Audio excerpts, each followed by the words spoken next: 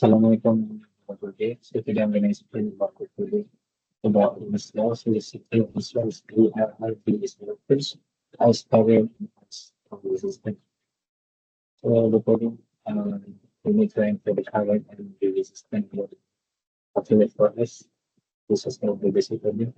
And the director is to send this to Ohm's and solve it like this.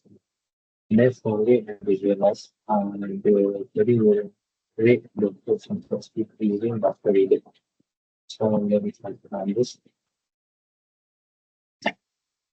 So now was to enter the column, to enter A, then enter M. So this is the open this column the option speed. And now we get to run the rate of the mass. So for my values, I'm going to problem. So let's reduce and then place in this.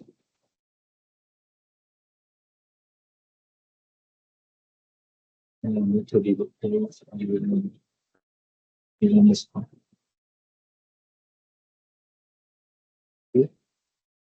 Now I'm going to put the visualization of the now in this. Then it should be on this one. This should be on. So that's happening.